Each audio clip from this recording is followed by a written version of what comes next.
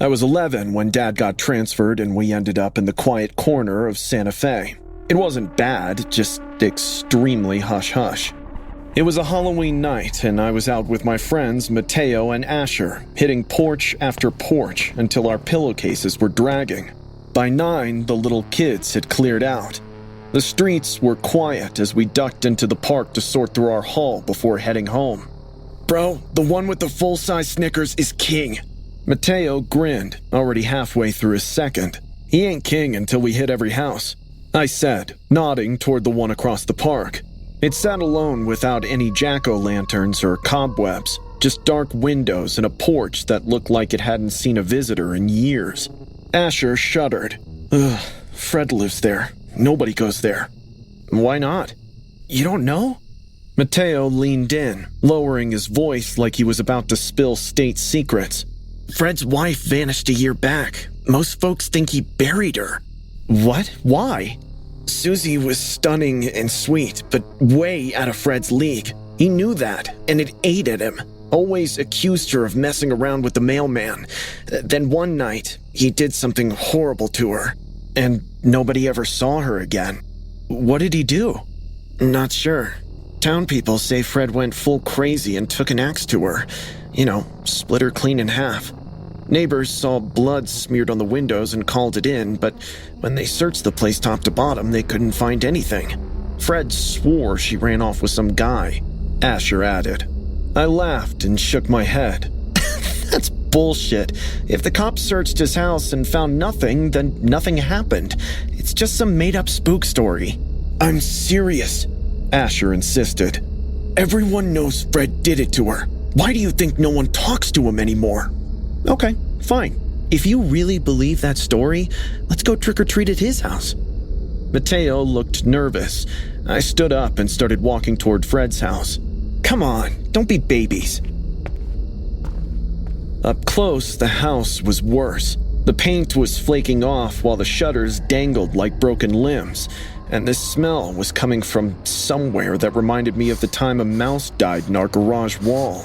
I jabbed the doorbell before my nerves could talk me out of it. A few seconds later, Fred showed up. He was a very tall man with strong build. He had hairs that touched his shoulders and a creepy stare. He had this axe in his hand that looked pretty rusted. Fred definitely looked scary. "Trick or treat," I fumbled, holding up my bag. He smiled slowly, then said in a deep voice, "Oh, of course. Let me get you something special." He turned and vanished into the house, leaving the door half open. We waited. The porch light buzzed overhead, and I could feel my smug little grin about proving Asher and Mateo wrong. Fred smelled weird and looked like he hadn't done laundry since last winter, but he was taking a really long time, like way longer than it takes to grab some candy from a bowl. "What's he doing in there?" Mateo whispered. Before I could answer, we heard Fred's low, muffled voice. He was talking to someone, but there wasn't supposed to be anyone else in that house, right? Maybe his wife didn't leave after all. I nervously chuckled. Asher crept closer to the door and peeked inside. His face went white. "Guys, you need to see this." We crowded around the doorway and peeped into Fred's living room. We could only see a portion of the room where we could spot a dining table with lit candles and plates. Fred came back a minute later, carrying 3 king-size chocolate bars, the expensive kind that usually cost like $5 each. "Here you go, boys," he said, handing them out. "Enjoy." "Thanks," we mumbled, but Mateo couldn't help himself. "Are you having a party or something? We saw your table." Fred's smile got wider. "Oh, that's for Susie and me. We're having a special dinner tonight." I felt my stomach drop. "Susie?" "Yes, she's been waiting for me to start eating. Very patient woman." Fred chuckled. "Would you boys like to meet her?" Before we could answer, he pulled the door wide open so we could see the whole dining room. Sitting at the far end of the table was a woman. She was wearing this fancy dress and had makeup caked on so thick it looked like a ski mask.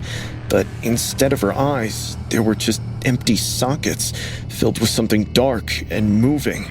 I squinted a little, and what I saw made the supper swirl in my stomach. The sockets were full of maggots. Her skin was gray and stretched too tight over her bones, and her mouth was sewn shut with thick black thread.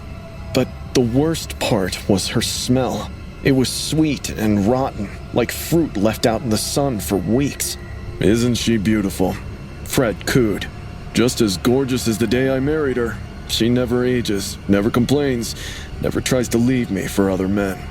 We screamed, loud enough to wake up half the neighborhood as we bolted faster than we'd ever run in our lives, across the park and down the street until our lungs burned and our legs gave out.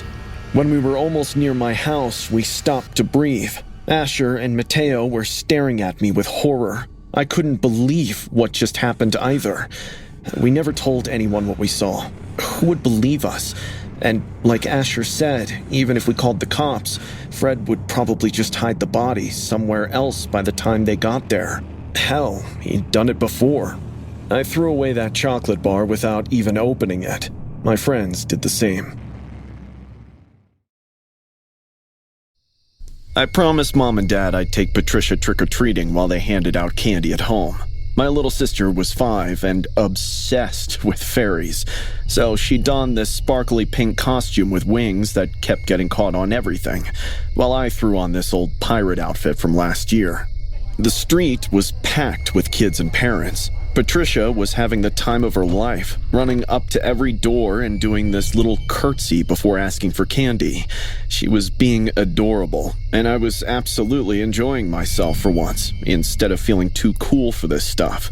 Suddenly, my eyes went to a streetlight about 4 houses down. There was this tall guy, dressed exactly like Michael Myers from those horror movies, standing under it. His costume was perfect, like he'd walked straight out of the set. He stood like a mountain, peering at the rest of us. "Brian, look!" Patricia tugged on my sleeve, holding up a full-size Snickers bar. "The nice lady gave me the big candy." "That's great, Patty," I said, but I kept glancing back at the guy who was still glaring at us. We hit a few more houses. Patricia was getting excited by the hour. But every time I looked over my shoulder, the man was still there, always the same distance behind us, never getting closer, but never falling back either. "Why isn't that man getting candy?" Patricia asked, following my gaze. "I don't know, Patty. Maybe he's just watching his kids or something." I said that, but I didn't see any kids with him, and he never moved toward any of the houses. He just followed us from one house to another. By the time we'd gone 6 houses, my stomach was twisting into knots. The man hadn't said a word. He hadn't waved at anyone or done anything normal. He just stood there in that horrible mask, watching us through those empty eye holes. "Come on, Patty," I said, taking her hand. "Let's head back home." "But we just started. I want to get more candy." She whined. "We can come back out later with Mom and Dad." As we turned around and started walking back toward our house, I heard footsteps behind us, mimicking ours. I glanced back to find the man trailing after us. "Ryan, you're squeezing my hand too tight." Patricia complained. "Sorry." I loosened my grip, but didn't let go. "Patty, we need to walk a little faster, okay?" "Why?" "Just listen to me." I picked up the pace, pulling Patricia along. Behind us, the footsteps got faster too. My heart started pounding. This wasn't my imagination. This guy was definitely following us. We were 3 blocks from home when I heard the footsteps speed up even more. I turned around and saw the man walking faster, his arms swinging at his sides. Something metallic glinted in his right hand. My eyes widened when I caught the edge. He was holding a huge butcher knife that looked just like the one from the movies. "Run," I whispered to Patricia. "What?" "Run!" I grabbed my sister's hand and we bolted down the sidewalk. Behind us, I could hear the man break into a full sprint. Heavy boots pounded against the pavement, getting closer with each step. Patricia's fairy wings were slowing her down, catching on bushes and mailboxes. She was stumbling and trying to keep up with my longer legs. "Ryan, I can't run this fast. The footsteps were right behind us now. I could hear his breathing through that horrible mask. We were close, really close. Just then, Patricia tripped and went down hard, scraping her knee on the concrete. She started screaming, not just from pain, but from terror. She had seen the knife too. I didn't blink, just scooped my little sister up in my arms and kept running as her fairy wings crushed against my chest. She couldn't have weighed more than 40 pounds, but my legs were on fire. The man was so close I could hear the knife cutting the air as he swung it. Luckily, our house was just a short distance apart. I ran harder than I'd ever run in my life. I fumbled with the door handle. My hands were shaking so bad I could barely grip it. When the door finally opened, I shoved Patricia inside, slamming it behind us and turning every lock. What happened? Dad rushed over from the living room where he'd been watching TV. Mom was right behind him. There was a man, I gasped, still trying to catch my breath. He was following us and he had a knife. Dad's face stilled. He grabbed his baseball bat from the closet and headed for the door. Call the police, he told Mom. Dad, don't go out there. But he was already outside, bat in hand, looking up and down the street while Mom dialed 911. He came back in 5 minutes. You sure you saw him there? I nodded. The cops showed up 20 minutes later and took our statements. They searched the neighborhood, but didn't find anything. The officer said it was probably just someone's costume that scared us, that we might have overreacted. But the next morning, Dad found deep stabbing marks over his mailbox.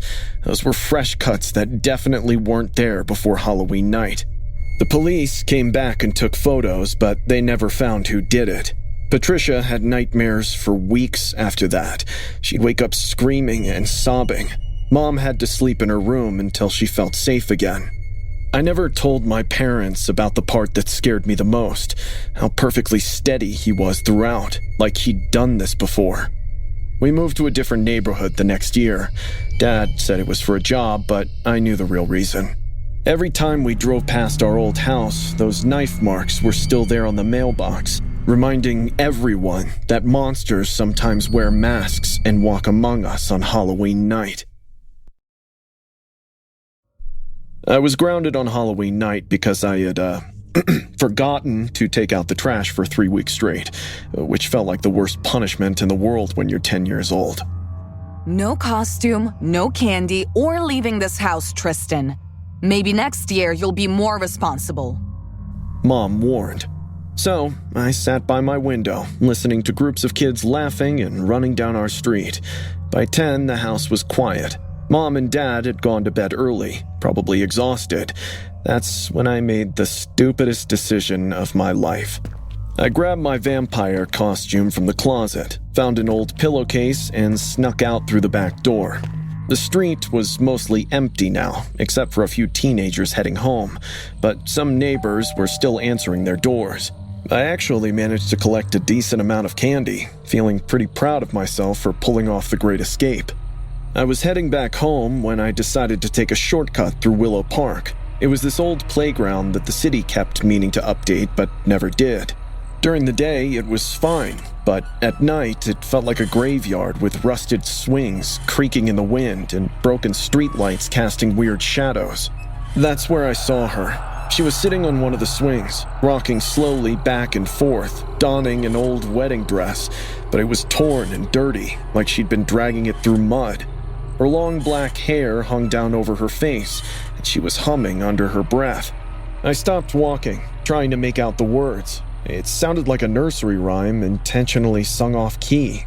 Ring around a rosy, pocket full of posies, ashes, ashes, we all fall down. Something about the way she sang it made my skin crawl. It wasn't playful like when kids sing it. It sounded sad and angry at the same time.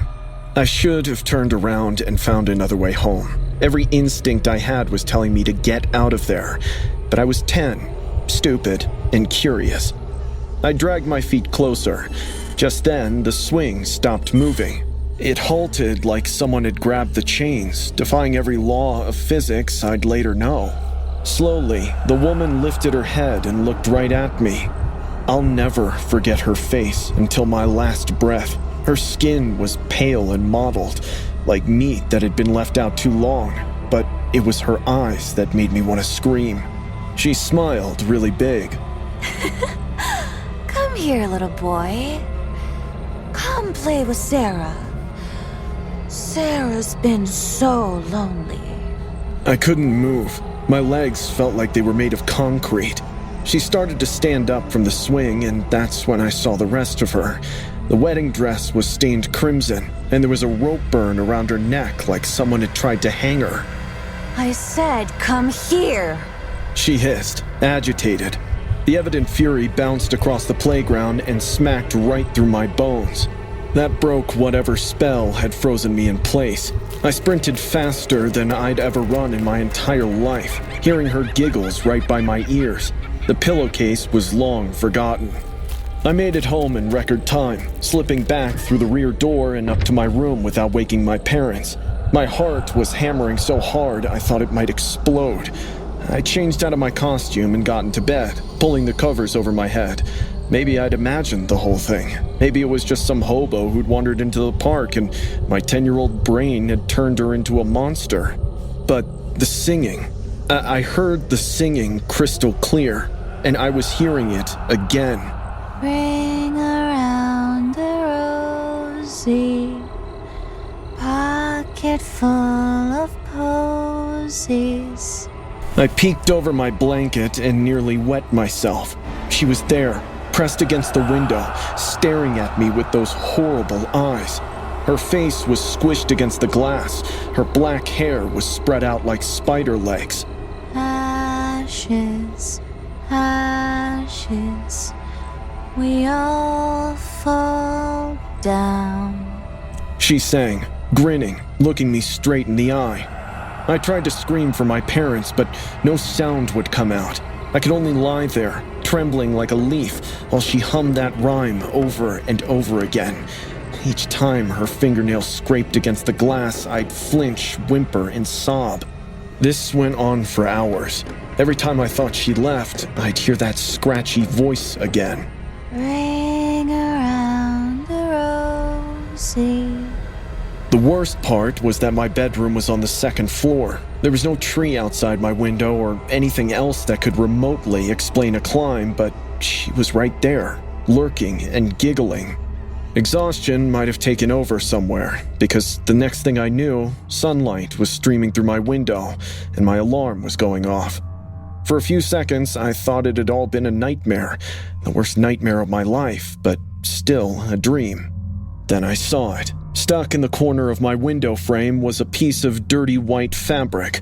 When I opened the window to get a better look, I realized it was a piece of wedding veil, old and yellowed, with dark stains that looked suspiciously like dried blood. I never told my parents about that night. I was too terrified and confused. They would have thought I was making up stories to get out of being grounded anyway. I found out later from my friend's older brother that a woman had killed herself in Willow Park about 10 years ago. She'd been left at the altar by her fiancé and couldn't handle the humiliation. They found her hanging from the swing set, still wearing her wedding dress. Her name was Sarah Mitchell, and according to the newspaper articles, she'd been dead for days before anyone found her. I never took that shortcut through the park again. Even now, I drive the long way rather than pass by those swings.